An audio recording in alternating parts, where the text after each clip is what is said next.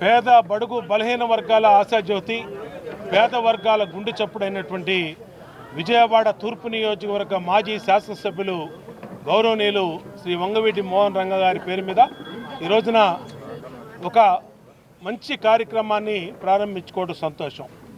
ఏ పేద వర్గాల కోసం ఎంత పెద్దవాళ్లతోనే పోరాడే వంగవీటి మోహన్ రంగ గారి ఆశయాలకు అనుగుణంగా ఆ మహానుభావుడి పేరు మీద పేద వర్గాలు నివసించే ఈ ప్రకాష్ నగరు, ఎల్బిఎస్ నగరు ఈ ప్రాంతంలో ఒక కళ్యాణ మండపాన్ని ఆయన పేరు మీదే కట్టి ఇవాళ రాధారంగ మిత్రమండలి రాష్ట్ర అధ్యక్షులైన చెన్నుపాటి శ్రీనివాసరావు గారి చేతుల మీదుగా ఇవాళ ప్రారంభించుకోవడం మాకు సంతోషం.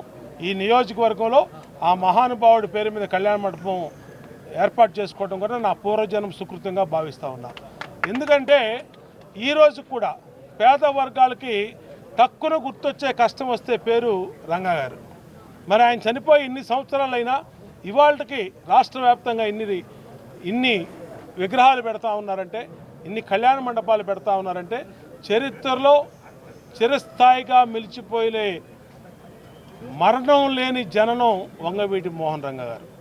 ఈరోజు అలాంటి వ్యక్తి పేరు మీద ఈ కళ్యాణ మండపం ఇక్కడ పెడతానికి సహకరించినటువంటి ఈ రాష్ట్ర ముఖ్యమంత్రి చంద్రబాబు నాయుడు గారికి, అలాగే మా ప్రభుత్వానికి అందరికి కూడా ధన్యవాదాలు తెలియజేస్తూ, ఏ పేద వర్గాల కోసం ఆయన జీవించాడో, ఏ పేద వర్గాల కోసం ఆయన చనిపోయాడో, ఆయన ఆశయాలకు అనుగుణంగా ఈ కళ్యాణ మండపం పేద వర్గాలకు అందుబాటులో ఉంచి పేద వర్గాల కోసమే నిత్యం కూడా సౌకర్యంగా ఉంచుతామని, ఇక్కడ ఈ ప్రాంతంలో పెళ్ళిళ్ళంటే రోడ్ల మీద చేసుకుంటా ఉన్నారు. ఎండకు ఎండి, వానకు తడిసి, దుమ్ములు ధూళిలో పెళ్ళిళ్ళు చేసుకుంటా ఉన్నారు.